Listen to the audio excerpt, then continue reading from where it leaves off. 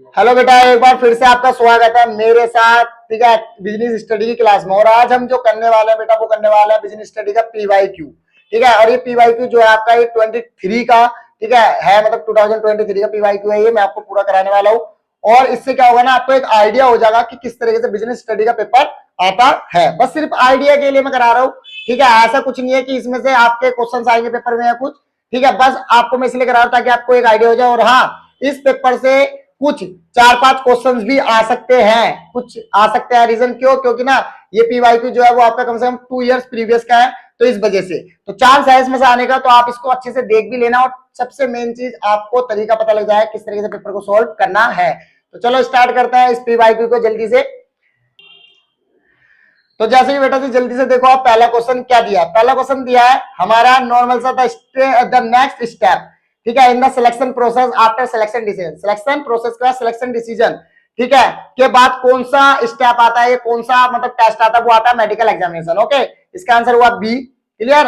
अब बात करते हैं दूसरे क्वेश्चन में। देखो क्या कह रहा है, कह रहा है the purpose of the planning is to meet the future event. ध्यान रखना, अंडरलाइन कर लेना फ्यूचर पे, क्योंकि फ्यूचर ही आपको आंसर देगा। तो यहाँ पे कह रहा है फ्यूचर इवेंट है, इफेक्टिवली क्या कर रहा है, बेस्ट एडवांटेज दे रहा है किसी भी ऑर्गेनाइजेशन को। ठीक है, चलो दे दिया।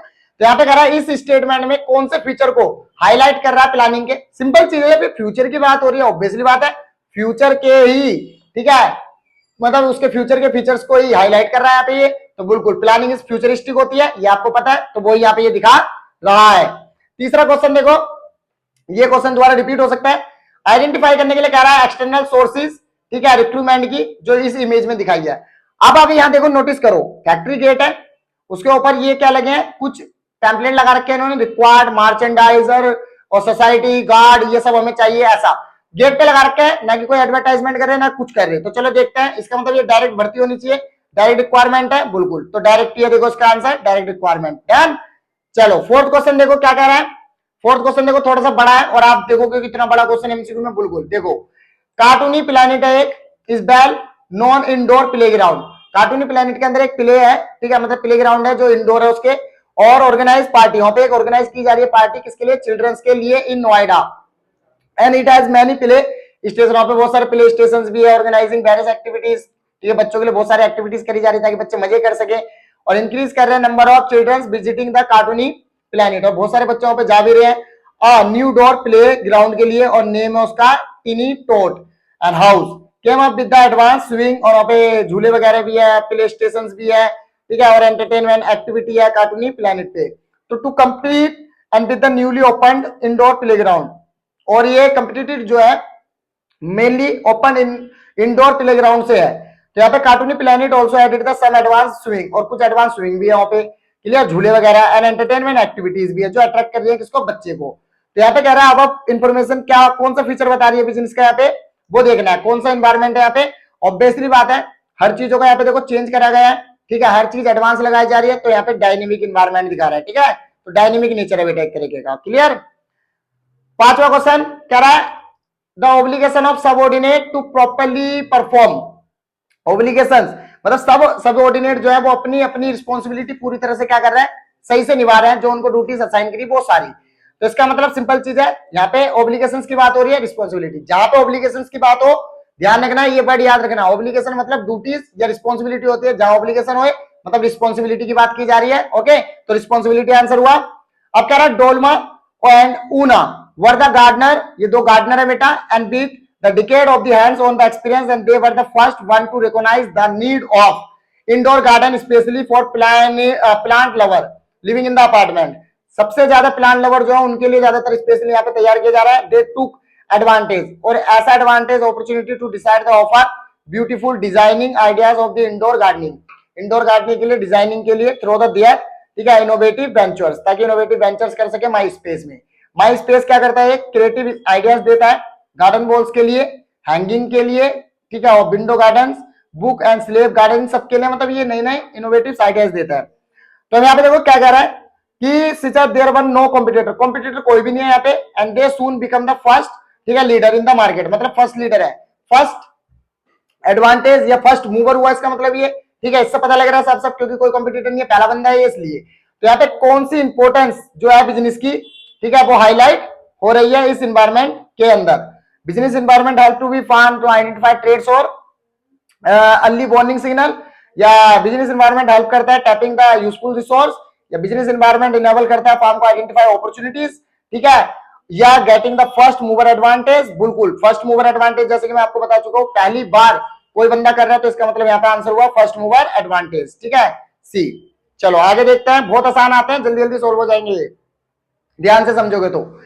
डीजी लॉकर है, ठीक है, is a flagship initiative of ministry electronic, okay, and IT government of India, and it aims as the digital empowerment. और मेन काम क्या है इसका, डिजिटल एम्पावरमेंट करना है सिटीजन का by providing access to auto authentic digital document के through.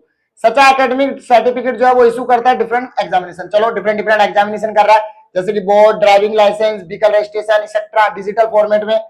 इस पैराग्राफ से कौन सा डायमेंशन पता लग रहा है बेटा बिजनेस का, वो देखते हैं। इकोनॉमिक एनवायरनमेंट या technology environment, social environment, economic, social. अब देखो यहाँ पे सबसे पहले बात किसका कर रहे हैं, डिजिटल चीजों की, तो टेक्नोलॉजी एनवायरनमेंट तो आएगा ही आएगा, ध्यान रखना। तो इसका मतलब दो पॉइंट में टेक्नोलॉजी एनवायरनमेंट है, देखो एक टेक्नोलॉजिकल ये और एक टेक्नोलॉजी ये, और यहाँ पे आप देखो तो गवर्नमेंट भी इन्वॉल्व हो गई, ठीक है, मिनिस्ट्री ऑफ इलेक्ट्रॉनिक, तो बस पॉलिटिकल, ठीक है, एनवायरनमेंट और टेक्नोलॉजिकल एनवायरनमेंट, ये लो हो गया आंसर इसका। डन, कितना सिंपल है, बस सिर्फ चीजों को देखना और समझना कि क्या है, किसका क्या आंसर है, ओके। थोड़ा सा आपको फोकस करना पड़ेगा। फिर 8वां क्वेश्चन आता है इसी पेपर का, different organisation have the different goals. आपको पता है डिफरेंट ऑर्गेनाइजेशन डिफरेंट गोल्स होता है, जैसे जीपू, जीपू is an upcoming retail chain for providing consumer goods. मतलब जीपू जो है एक अपकमिंग रिटेलर चेन है जो प्रोवाइड करने वाला कंज्यूमर को गुड्स डोर टू डोर, घर घर। Objective of this organisation increase to sell, और इसका ऑब्जेक्टिव है सेल को इंक्रीज करना। अलाई is an educational organisation working with an objective of providing education under the privileging of children of society. फिर वही एक एली है जो एक एजुकेशनल ऑर्गेनाइजेशन है और वो वर्किंग कर रहा है इस ऑब्जेक्टिव के साथ कि वो सभी बच्चों को क्या करे, एजुकेशन दे, ठीक है। And management of the each of this organisation unit the effort, management के जो बंदे हैं वो यूनिट्स कर रहे हैं, एफर्ट्स को सब मिलजुल के काम कर रहे हैं, मतलब they are employees toward the achieving organisational goal, organisational goal के लिए। तो ऑब्वियसली बात है, अब आपको पता है यहाँ पे ऑब्जेक्टिव है और ऑर्गेनाइज क्या करा रहा है, एफर्ट्स को, गोल ओरिएंटेड है, साफ साफ पता लग रहा है गोल ओरिएंटेड है, ठीक है। तो इसका आंसर हुआ गोल ओरिएंटेड। अब यहां देखो बेटा 9 question, whether the decision have been the translated into desire action और नोट। मतलब जो आपके डिसीजन है उनको अब एक्शन में लाना है या नहीं लाना, ये हमारा डिसीजन होता है। Can be confirm by performing beach of the following function, किस फंक्शन की वजह से हम देखते हैं। ऑब्वियसली बात है कंट्रोलिंग, क्योंकि अब हमने बेटा प्लानिंग तो कर ली, अब उसको एक्शन में लाना है या नहीं लाना वो कंट्रोलिंग बताएगी, क्योंकि मैंने आपको बताया था कंट्रोलिंग और प्लानिंग सेपरेबल नहीं होते, इनसेपरेबल माने जाते हैं, ठीक है। नेक्स्ट क्वेश्चन 10वां, एक हिमांशु नाम का लड़का है, ठीक है, working as a marketing manager, marketing manager है मतलब वो, और सुविदित an air conditioner and as well known brand in the field of air and conditioner, air conditioner के अंदर मतलब फील्ड में काम कर रहा है। And till last month of the company was avail to achieve its sale target, और company ने सेल टारगेट भी अचीव कर लिया। But this month Himanshu observe that the target जो है, ठीक है, वन नॉट बीइंग मेट, लेकिन इस महीने ना उसका वो टारगेट मेट नहीं करा। Number of air conditioner sold तो हुए, वाज दैट डिक्रीज, थोड़े से ना कम हो गए। एंड एनालाइज द सिचुएशन, उन्होंने सिचुएशन को एनालाइज करा एंड फाउंड करा कि न्यू सेल्समैन क्या हो गए, अपॉइंट कर लिए last month was not good, जो सेल्समैन उन्होंने अपॉइंट करे वो अच्छे नहीं थे, ठीक है। तो for this he took the necessary action, तो उन्होंने तुरंत नेसेसरी एक्शन लिया। यहाँ पे भी बेटा कंट्रोलिंग है, कंट्रोलिंग वाला काम हो रहा है, ठीक है।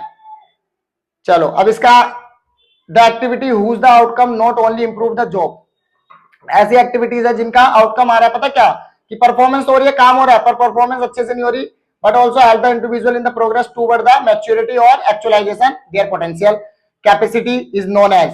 तो ऑब्वियसली बात है डेवलपमेंट होता है बेटा, क्योंकि किसी के भी देखो यहाँ पे पोटेंशियल कैपेसिटी बढ़ा रहा है ना, नॉलेज नहीं, स्किल्स नहीं, कैपेसिटी बढ़ा रहा है, मतलब ग्रोथ बढ़ा रहा है ना, तो डेवलपमेंट बढ़ाता है ग्रोथ, तो ठीक है। तो इस टॉपिक से आया ग्रोथ, तो डेवलपमेंट आ गया इसका आंसर।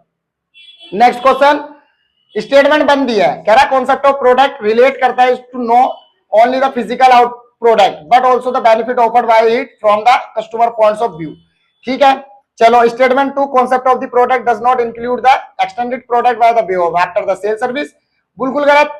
तो यहाँ पे देखो पहली सही है हमारी, दूसरी गलत है, क्योंकि यहाँ पे ऐसा आफ्टर सेल सर्विस के बाद कोई एक्सटेंडेड प्रोडक्ट नहीं होता, तो इसका मतलब यहाँ पे पॉइंट हुआ सी आपका सही, स्टेटमेंट 1 करेक्ट है और दूसरी रॉन्ग है।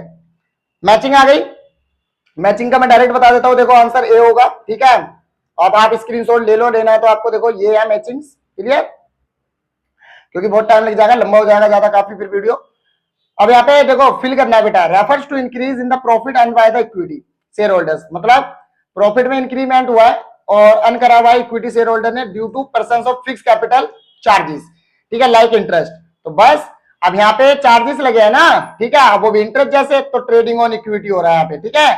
तो ट्रेडिंग ऑन इक्विटी, क्योंकि मैंने बताया था ना कुछ इंटरेस्ट रेसोस होते हैं जिनकी मदद से ऐसा होता है, तो ट्रेडिंग ऑन इक्विटी हो गया, okay. Question number 15, the most commonly use tool of promotion which is paid form communication, सबसे मोस्ट कॉमनली, ठीक है, कौन सा टूल है प्रमोशन के लिए जो पेड है, ठीक है, and in which the sponsor wear the cost, जिसमें स्पॉन्सर कॉस्ट उठा रहा है कम्युनिकेटिंग की, and with the prospectus advertising, बेटा इसमें ही उठाता है बस, ठीक है, क्योंकि और बाकियों में कोई भी नहीं उठाता। उसके बाद तो एडवर्टाइजिंग आ गया फिर ये इसका आंसर, ठीक है। क्वेश्चन नंबर 16, यहाँ पे भी देखो बेटा बहुत सारे ऑप्शन दे रखे हैं, तो आप सीधा सीधा देखो इनकरेक्ट स्टेटमेंट पूछ रहा है, तो इस सेकंड वाली इनकरेक्ट है यहाँ पे, ठीक है, ये देखो आंसर है। इस ऐसे बड़े बड़े क्वेश्चंस को मैं देखो पढ़ के नहीं बता सकता आपको अभी, फिलहाल आप स्क्रीनशॉट ले लो और आंसर्स के साथ, क्योंकि रिपीट कर सकते हैं। अब यहाँ देखो क्वेश्चन नंबर 17 में क्या कह रहा है, एक name and term and sign and symbol and design और some combination them used to identify the product, इन सबको मिलाकर आइडेंटिफाई किया जा रहा है प्रोडक्ट को, ठीक है, and goods and service of the one seller और ग्रुप ऑफ सेलर्स को। चलो डिफरेंशिएट भी हो रहा है इससे, कॉम्पिटिटर है ना, तो सिंपल चीज है बेटा, ब्रांड होता है, ब्रांड की मदद से आप डिफरेंशिएट कर सकते हो, क्योंकि साइन और सिंबल की बात हो रही है, जब साइन और सिंबल की बात हो रही है तो समझ लो ब्रांड की बात हो रही है। डन। क्वेश्चन नंबर 18, देखो यहाँ पे 18 क्वेश्चन नंबर क्या कहता है, from the following identify the channel, channel find करना है यहाँ पे, distribution in the which good pass from the manufacture to retailer, manufacture से रिटेलर पे जाना है, तो कौन सी चैन है, सिंपल चीज है, मैन्युफैक्चर डायरेक्ट रिटेलर जा रहा है, चैन नंबर 1, तो ये आपका 1 लेवल चैनल हुआ, क्योंकि सीधा मैन्युफैक्चर से रिटेलर पे जा रहा है, इसलिए फर्स्ट टाइम पे, है ना। 19 नंबर का, इसमें भी आपका बेटा बी ऑप्शन, काफी सारे पॉइंट्स आप इसको रीड कर लेना खुद। इसमें देखो कह रहा है which is not the factor affecting capital, ठीक है, स्ट्रक्चर, कैपिटल स्ट्रक्चर को कौन सा फैक्टर इफेक्ट नहीं करता, बिल्कुल ग्रोथ अपॉर्चुनिटी कभी भी नहीं, क्योंकि वो एक अपॉर्चुनिटी है, कोई ग्रोथ नहीं करी अभी तक हमने, इसलिए तो ग्रोथ अपॉर्चुनिटी इफेक्ट नहीं करेगी कैपिटल स्ट्रक्चर को। डन। अब क्वेश्चन नंबर 20 देखो, यहाँ पे देखो ये है केस बेस्ड क्वेश्चन जो होते हैं, ओके, जैसे कि देखो मोनिका, रश्मि, गरिमा, ये 3 अपने चाइल्डहुड फ्रेंड्स थे, after the completing there education, इन्होंने कंप्लीट करी एजुकेशन, मोनिका ने ज्वाइन कर लिया स्कूल टीचर, ठीक है, मोनिका मतलब स्कूल टीचर बन गई, रश्मिका ने एक फॉर्म को ज्वाइन कर लिया चार्टर्ड अकाउंटेंट के रूप में, और गरिमा एज अ जनरल मैनेजर बन गई, ठीक है, मल्टीनेशनल कंपनी के अंदर। आफ्टर लॉन्ग टाइम, ठीक है, और रीयूनियन फंक्शन, एक रीयूनियन फंक्शन हुआ स्कूल में, तो दे मीट ईच अदर, तो ये तीनों मिली, ठीक है, रीयूनियन मतलब जब पुराने बच्चों को स्कूलों में बुलाया जाता है ना बेटा, तो वो। एंड रश्मि ने बोला दे वर ऑल प्रोफेशनल, उन्होंने बोला कि हम तो प्रोफेशनल है सारे। गरिमा ने बोला Rashmi that she can say this about Monika, क्या मोनिका के बारे में भी ऐसा बोल सकते हैं, but not about the her since the manager is not the consider, क्योंकि वो तो कोई मैनेजर भी नहीं है, फुल फ्लेज प्रोफेशनल थोड़ी ना है, तो why did the Garima say that she was not a professional, उसने क्यों बोला कि वो प्रोफेशनल नहीं है, कोई 3 पॉइंट बताओ, ठीक है, तो ये देखो बेटा ये रहा आंसर 3 पॉइंट, क्योंकि उसके मतलब जो उसका काम है, जो वो काम कर रही है, ठीक है, वो काम क्या कर रही थी, देखो गरिमा क्या काम कर रही थी, एक जनरल मैनेजर थी मल्टीनेशनल कंपनी में, तो वो प्रोफेशनल नहीं था, वो एक मैनेजमेंट के अंदर भी कंसिडर नहीं होता फुल फ्लेज प्रोफेशन, इसलिए क्योंकि रेस्ट्रिक्टेड एंट्री होती है, professional association, ethical code of conduct और सर्विस मोटिव, तो इसका आंसर ये होगा। आप स्क्रीनशॉट ले लो जल्दी से इस क्वेश्चन का, लो क्वेश्चन का भी स्क्रीनशॉट लो, ठीक है, और इन पॉइंट्स का भी लो जो इसका आंसर है। डन। चलो कोई 3 ही बताने इनमें से, ऐसी बेटा देखो विभू ज्वाइन कर रहा है चीफ एग्जीक्यूटिव ऑफिसर, सीईओ बन गया, ठीक है, मेगा मारुत लिमिटेड के अंदर, फार्म मैन्युफैक्चर करता है कारों को। On the first day he address his subordinate, पहले दिन वो अपने सबऑर्डिनेट से मिला ऑर्गेनाइजेशन के, और शुड हैव, ठीक है, chain of the authority and communication करी उसने, and that run from top to bottom, ऊपर से नीचे की तरफ गई है कम्युनिकेशन, ठीक है, मतलब ऊपर से नीचे की तरफ गई है, ये बात ध्यान रखना, टॉप लेवल से बॉटम पे। Should be followed by the managers and the subordinate, जो मैनेजर और सबऑर्डिनेट क्या करे थे, फॉलो करे थे, तो ये बंदा टॉप लेवल पे, ध्यान रखना, क्योंकि सीईओ है ना इस time. And he also added the routine matters भी दिया उसने, ठीक है, not directly contact the CEO but emergency में वो उससे कॉन्टेक्ट भी कर सकते हैं, उन्होंने बोला कि वैसे कॉन्टेक्ट नहीं कर सकते पर इमरजेंसी में कर सकते हो, स्केलर चैन वाला भी काम हो सकता है, गैंग प्लैंग वाला, ओके। तो देखो यहाँ पे स्केलर चैन का भी आ गया, क्योंकि यहाँ पे क्या हो रहा है, डायरेक्टली बात करने के लिए कह रहा है वो कि अगर जरूरत पड़े इमरजेंसी में तो आप डायरेक्ट मुझसे बात कर सकते हो, किसी भी वर्कर से, उन्होंने बोल दिया। तो ये क्या हुआ, गैंग प्लैंक हुआ, स्केलर चैन। क्लियर। और यहाँ पे स्केलर चैन को ही बेटा क्या करना है, डिस्क्राइब करना है पूरा, ठीक है। ओके चलो नेक्स्ट क्वेश्चन। यहाँ पे इसका भी आप स्केलर चैन के बारे में बताना है इस क्वेश्चन में, तो क्वेश्चन का आप स्क्रीनशॉट ले लो, ठीक है। चलो आगे बढ़ते हैं। नेक्स्ट क्वेश्चन 23 एक्सप्लेन करना है पहला आपको, पहला पॉइंट अकम्प्लीजिंग द ऑर्गेनाइजेशनल गोल, दूसरा जजिंग एक्यूरेसी ऑफ स्टैंडर्ड। बस इनको सिर्फ आपको एक्सप्लेन कर देना है, और कंट्रोलिंग के फंक्शंस होते हैं तो आपको पता ही है। ये रेस के आंसर्स, स्क्रीनशॉट ले लो इसका, ये बहुत इंपॉर्टेंट क्वेश्चन है, दोबारा रिपीट कर सकता है। अब देखो और वाला क्वेश्चन दिया, flowing step in the process controlling, setting performance होती है स्टैंडर्ड, मेजरमेंट होता है एक्चुअल परफॉर्मेंस। इनको भी एक्सप्लेन करना बेटा, दोनों फंक्शंस को, ठीक है, प्रोसेस को, सॉरी। तो ये भी इजीली आप एक्सप्लेन कर सकते हो, स्क्रीनशॉट ले लो इसके भी आप। अब यहां देखो आप स्टेट करने आपको कोई 3 डेवलपमेंट फंक्शंस, ठीक है, security exchange board of India मतलब सिबी के। तो 3 कोई भी फंक्शंस आपको बता देने हैं, बहुत सारे फंक्शंस पढ़ाया मैंने आपको, ठीक है। तो यहां से देखो इसका ये क्वेश्चन का स्क्रीनशॉट लो, काफी इंपॉर्टेंट है ये, कल के पेपर में दोबारा रिपीट हो सकता है। State any 3 factors that effect the working capital, वो फैक्टर्स बताओ जो वर्किंग कैपिटल को क्या करता है, इफेक्ट करते हैं। तो देखो जैसे कि nature of business, scale of operation, business cycle, ठीक है, सीजनल फैक्टर्स, बहुत सारे बेटा, कोई भी 3 लिखने हैं आपको, ठीक है, रिलेवेंट जो होंगे। उसके बाद आपका आता है question number, filling the vacancies for the job position with in the organisation has many benefits. अब देखो वैकेंसीज को फिल कर रहे हैं, है ना। अब जहां पे वैकेंसीज फिल हो रही है इसका मतलब तो स्टाफिंग का काम आ गया, रिक्रूटमेंट आ गए। तो 4 सच्चा बेनिफिट्स बता दो। सिंपली प्रोसेस है, सिलेक्शन प्लेसमेंट होगी, ठीक है, ट्रेनिंग होगी, फिर इंड्यूस एंड मोटिवेट करेंगे, चीपर सोर्स ढूंढेंगे हम, ये सारे इसके, ठीक है।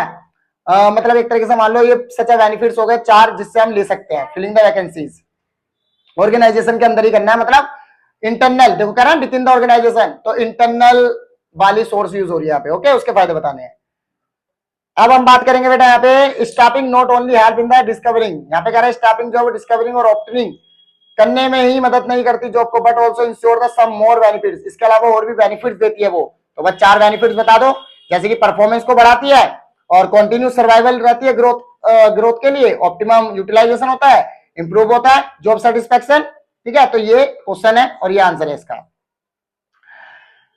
26 नंबर का क्वेश्चन, स्टेट एनी 4 एलिमेंट, सिर्फ 4 एलिमेंट बताने कम्युनिकेशन प्रोसेस के, जैसे कि सेंडर, मैसेज, इकोडिंग और मीडिया और डिकोडिंग, रिसीवर, कोई भी 4 बता देना, क्योंकि यहाँ पे बहुत सारे हैं और मैंने ये पढ़ाया आपको वीडियो में, ठीक है। तो आप कोई भी 4 बताने हैं बस आपको, ठीक है, 4, कोई भी 4 रिलीवेंट जो होंगे आपके हिसाब से। फिर यहाँ पे बेटा देखो सिमेनेटिक बैरियर बताना कम्युनिकेशन का, उसके भी 4 कोई पॉइंट बता देने हैं, ठीक है। वैल्यू एक्सप्रेस करना मैसेज को, सिंबल जो है विद द डिफरेंट मीनिंग और फॉल्टी ट्रांसलेशन, ये एग्जांपल्स बताने, क्योंकि तो यहाँ पे साफ साफ बोल रहा है स्टेट एनी 4 सिनेमैटिक बैरियर्स, तो यही बैरियर्स होते हैं, ये 4 एग्जांपल्स। तो बैरियर जब पूछेगा तो आपको एग्जांपल्स यहाँ पे बताने हैं, ना कि डिफाइन वगैरह, ओके। अब यहाँ पे आ गया आपका next 27, Mahamana enterprise is not only giving the salary, Mahamana सिर्फ एंटरप्राइज जो है वो सैलरी नहीं देता अपने एम्प्लॉयज को, बट ऑल्सो, ठीक है, ऑफर द बोनस, सिर्फ उसके अलावा वो बोनस भी देता है। बोनस की बात आ गई, इंसेंटिव वाला मेथड आ गया, ध्यान से समझना, बोनस आ गया ना, इसका मतलब इंसेंटिव मेथड का यूज हो रहा है मोटिवेशन करने के लिए एम्प्लॉयज को, okay. And above the salary and to further the encourage the employees को, भाई बिल्कुल, जब उनको मोटिवेशन मिल रहा है, इंसेंटिव मोटिवेशन, वो भी बोनस के साथ, तो वो इनकरेज करेंगे अपने आप को। It announce that the will be provide the share of the profit, और आगे उन्होंने बोला कि प्रॉफिट भी दूंगा मैं कंपनी के, मतलब कंपनी का जो प्रॉफिट होगा उसमें भी कुछ शेयर दूंगा अपने एम्प्लॉयज को, वो भी मिला। And this incentive are helpful to increase the purchasing power, इससे परचेसिंग पावर बढ़ रही है किसकी, एम्प्लॉयज की। तो बस कोई 4 इंसेंटिव टाइप्स बता देने बाबू, यहाँ पे नाम से पता लग रहा है बोनस दिख रहा है यहाँ पे, तो इंसेंटिव टाइप बताने हैं। तो वो देखो कौन सा हो सकता है, प्रोडक्टिव हो सकता है, को पार्टनरशिप, ठीक है, रिटायरमेंट बेनिफिट्स और पर क्यूसाइड्स, ठीक है, बहुत इंपॉर्टेंट है, ध्यान से कर लेना, ठीक है, ये सब पढ़ा रखा है मैंने। अब जो यहाँ पे 28, स्टेट एनी 4 फैक्टर्स, 4 फैक्टर्स बताने हैं कोई भी जो डिटरमाइन करते हो overall cost of the capital and financial risk, cost risk, ठीक है, फ्लोटेशन कॉस्ट, कैश फ्लो, ये सब, ठीक है। स्क्रीनशॉट ले लो इस क्वेश्चन का, ये रिपीटेड हो सकता है कल के पेपर में। उसके बाद 29, हरीश वर्किंग करता है एक फाइनेंस मैनेजर के तौर पर, ठीक है, कोजी सॉफ्टवेयर लिमिटेड में, ही हैज बीन अवॉर्डेड, उसको ना अवार्ड मिला best employee of the year, मतलब एक तरीके से उसको मोटिवेट किया जा रहा है बेटा, अवार्ड देकर एक, ठीक है, इंसेंटिव के तौर पर उसको। And because the he is for साइटिंगनेस, मतलब उसने जो फ्यूचर के बारे में कुछ बताया होगा, तो उस चीज को उसको उस चीज के लिए क्या मिला, एक अवार्ड मिला। He always aim to be smooth, और वो हमेशा उसका एम यही रहता है कि वो स्मूथली काम करे, financing activity focusing on the fund requirement पे अपने, ठीक है, और अवेलेबिलिटी चेक करता रहे, ठीक है, और he takes consider in the growth और परफॉर्मेंस और investment and requirement of the fund, ठीक है, एंड गिवन पीरियड। तो इन सब चीजों से वो कह रहा है कि तो why the doing all this Harish strive the achieving the twin main objective. तो इन्हें 2 ऑब्जेक्टिव पूरे करे हैं, ठीक है, फाइनेंशियल मैनेजमेंट के। तो कौन से करे? फाइनेंशियल प्लानिंग, सिंपल सी चीज है, जिसमें उन्होंने इंश्योर करा अवेलेबिलिटी ऑफ फंड, देखो साफ साफ क्वेश्चन में बोल रहा है, ठीक है, अवेलेबिलिटी ऑफ फंड। उसके बाद देखो दूसरा यहाँ पे to see the firm does not the require unnecessarily, कोई अननेसेसरी देखो काम ना करे फार्म हमारा, ये दिया। दोनों तो आपको क्वेश्चन में से निकालने हैं, है ना, इजी केस स्टडी बेस्ड, बहुत आसान होता है, पेपर में आपको केस में से ही आंसर भी मिल जाएगा, जैसे कि इसका आंसर मिल गया आपको, देखो, ठीक है। तो बस यही आपको बताना है इसमें एक्सप्लेन करके। अब नेक्स्ट क्वेश्चन आपका देखो ऐसे एक और आगे बड़ा सा, समीक्षा है, क्लास 12 की बच्ची थी ये, और बिजनेस स्टडीज ने पढ़ी है, और 1 सब्जेक्ट था उसके बाद business study. After the studying उन्होंने कंज्यूमर प्रोडक्शन जो था वो चैप्टर पढ़ा था अपना बिजनेस स्टडी में, जैसे कि आपने भी पढ़ा है। तो उसने इस चैप्टर में पढ़ा था कि she try to be apply the accurate knowledge, उन्होंने ना अपनी नॉलेज को एक्यूरेट करा, मतलब इकट्ठा करा, फिर उसको ना ट्राई करा परचेज करने में और यूजिंग द गुड्स वगैरह को यूज करने में और उसको परचेज करने में। She is the very fond of the cooking, क्योंकि उसने खाना बनाना बहुत पसंद था। And always try a new recipe, हमेशा न्यू न्यू रेसिपी बनाती है। This time she want to purchase, उन्होंने सोचा एक ब्रेड मेकर लेके आती हूँ इस बार खरीद के, तो प्रिपेयर द होममेड ब्रेड, ताकि एक होममेड ब्रेड बनाऊं।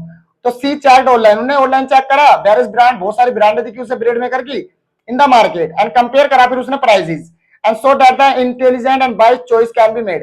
अब उन्होंने क्या करा, सब कुछ कंपेयर वगैरह करके अच्छी सी चॉइस करी, and then she went to be near by the market, फिर वो मार्केट गई, चेक कर लिया उन्होंने ऑनलाइन सब कुछ, फिर उसके बाद मार्केट गई। Being is informed the consumer, she looked for standardisation mark, फिर उन्होंने मार्क स्टैंडर्डाइजेशन मार्क देखा कि किस ब्रांड का है ये या नहीं, ठीक है, और कौन सा इस पर मार्क है, मतलब ये सही है सेफ्टी के पर्पज से या नहीं, इनोसिएट करा, फिर प्राइस प्रिंटेड ऑन, जो लेवल पे प्रिंट लिखा था मतलब प्राइस उस पे इनोसिएट करा, मतलब बातचीत करी, ठीक है, खरीदने मतलब रिटेलर से, फिर चेक करा डेट ऑफ मैन्युफैक्चरिंग कब बनाया गया, फिर गारंटी और वारंटी के बारे में पूछा। तो after satisfy all concert information, सभी इन्फॉर्मेशन को कंसल्ट करके उसने उस ब्रेड मेकर को क्या करा, खरीद लिया। And responsible consumers asked for the cash memo, और फिर कैश मेमो भी बोला उन्हें, क्योंकि वो रिस्पॉन्सिबल कंज्यूमर थी इसलिए कैश मेमो मांगा उसने, क्योंकि उसकी रिस्पॉन्सिबिलिटी बनती है ये। आफ्टर कमिंग बैक होम सी ओपन, जैसे उन्होंने ओपन करा packaging of bread maker, found instruction, उन्हें उसमें इंस्ट्रक्शंस देखे, बुकलेट इनसाइड, एक बुकलेट देखी कि किस तरीके से इसको यूज करना है। तो सी केयरफुली रीड, उन्होंने सारी की सारी इंस्ट्रक्शंस पढ़ी और ब्रेड मेकर को स्टेप बाय स्टेप क्या करा, यूज करा। सक्सीड इन द मेकिंग, आटा ब्रेड बनाया उसने अपनी फैमिली के लिए।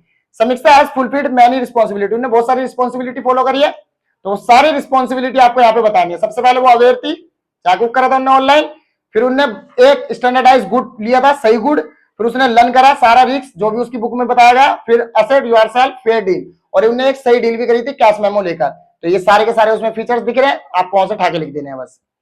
अब यहाँ पे आगे बेटा explain science note rule of thumb, पढ़ाया था मैंने आपको ये प्रिंसिपल, वही बताना, मेथड स्टडी, टाइम स्टडी और technique of scientific management, explain करना है इनको सबको बस। अब यहाँ पे कह रहा है general guidelines as the future principle management providing manager with the useful insight and reality, ठीक है, and social responsibility, significance of principle management. बस यहाँ पे थोड़ा सा सिग्निफिकेंस बताना, मतलब इंपॉर्टेंस बतानी है किसकी, आपके मैनेजमेंट की, ठीक। उसके बाद यहाँ पे देखो बेटा ऑब्जेक्टिव और बजट टाइपिंग प्लान्स कौन से होते हैं, ठीक है, और आपको पता ही है ये ऐसे प्लान होते हैं जो सिंगल यूज या स्टैंडिंग कोई भी नहीं होते, तो उसी के बारे में बस बताना है कि ऑब्जेक्टिव प्लान्स क्या होता है, बजटिंग प्लान्स क्या होते हैं, ठीक है, डिस्क्राइब करना है इसे भी। फिर नेक्स्ट लिमिटेशंस बतानी है प्लानिंग की, ठीक है, और लिमिटेशन आपको गिवन करिए, इन्हीं दोनों लिमिटेशन को क्या करना है, आपको एक्सप्लेन करना है, ठीक है। अब यहाँ पे देखो एक और क्वेश्चन आएगा, case study, best electronic starting manufacturing, मतलब मैन्युफैक्चरिंग स्टार्ट करी है बेस्ट इलेक्ट्रॉनिक ने, वॉशिंग मशीन वगैरह बनाई है, और उसका जो ब्रांड नेम है वो है Amaze. And once washing machine work manufacture, जैसी मैन्युफैक्चर हुई मशीन है, पैकेज हो गई, ब्रांडिंग हो गई, प्राइस हो गया, प्रमोट हो गई, they have to be made the available in customer. अब उसने कस्टमर को राइट प्लेस पे क्या करा, उसको अवेलेबल कराया मशीन को राइट क्वांटिटी में और राइट टाइम पर। तो best electronic provide the for accurate and speedy processing and order that washing machine reach customer in the time, time से पहुंच गई वॉशिंग मशीन, राइट क्वांटिटी में स्पेसिफिक जगह पे पहुंच गई। एंड दे आल्सो इंश्योर्ड, और इंश्योर भी किया गया कि washing machine by are the physically made and to the customer, physically उनके लिए बनी है। Further the best electronic arrange the facility, और फैसिलिटी भी दी उन्होंने कि store the washing machine in the different location near the market to minimise the charges of transportation. और उन्होंने ये भी बताया कि हमारी मशीनें और भी जगह आपको मिल सकती है, आपके घर के आसपास ही, ये सब। तो बस यहाँ पे बेटा 3 कंपोनेंट बताने फिजिकल डिस्ट्रीब्यूशन के, जिसमें ऑर्डर प्रोसेसिंग आएगा सबसे पहले, ट्रांसपोर्टेशन और वेयर हाउसिंग आ गया आपका, ठीक है। फिर आ गया ड्यू टू स्प्रेड ऑफ कोविड-19, पैंडेमिक हुआ था अभी जो, employees almost all of the company were working online, सबके सब काम कर रहे थे ऑनलाइन अपने घर से। 2022 में क्या हुआ, when most of the companies called back their office and started working offline, सबने अपने अपने ऑफिस वापस बुलाया और सबने क्या करना शुरू करा, ऑफलाइन काम करना शुरू कर दिया। टैटी सॉफ्टवेयर लिमिटेड ने क्या करा, स्टिल आस्क करा उन्हें एम्प्लॉइज से टू वर्क फ्रॉम होम, उन्हें पूछा अपने वर्कर्स से, मतलब कॉर्पोरेशन कोऑर्डिनेशन बना रही है, पूछा कि क्या आप घर से ही काम करना पसंद करोगे अभी, बिकॉज दिस एम्प्लॉइज टैटी software limited were feeling bored, क्योंकि वो बहुत ज्यादा फीलिंग बोर्ड कर रहे थे। Hence for the recreation they frame the cricket club, ठीक है, क्रिकेट क्लब बनाया उन्होंने, और they started meeting every Sunday, और हर सैटरडे और संडे वो मिलना शुरू कर दिया उन्होंने ग्राउंड में, ठीक है, ताकि वो बोरिंग जो हो रहा था उनको घर पे बैठ बैठ के काम करने से वो कंप्लीटली खत्म हो जाए। तो आइडेंटिफाई करो, स्टेट करो organisation formed by the employees, किस प्रकार का ऑर्गेनाइजेशन बनाया, ठीक है। तो सिंपल चीज है, इनफॉर्मल ऑर्गेनाइजेशन बनाया था ये, क्योंकि सभी लोग वहां पे बुलाए जा रहे थे, एंड और इनफॉर्मल इसलिए क्योंकि एक सोसाइटी के मतलब इंटरेक्शंस देखा, सोसाइटल इंटरेक्शन, ना कि कोई ऑफिशियल मैटर, ठीक है। And state any two advantage of two limitation, 2 advantage और 2 लिमिटेशन बतानी है इनफॉर्मल की बस इसमें, ठीक है, सिंपल सा है। तो बेटा ये आपका हो गया PYQ, ओके। तो इस PYQ को आपको अच्छे से कंप्लीट कर लेना है, और अगर कोई भी अगर क्वेश्चन समझ नहीं आता तो वो भी बता देना मुझे, ठीक है, ताकि मैं उसका आंसर आपको दे दूं।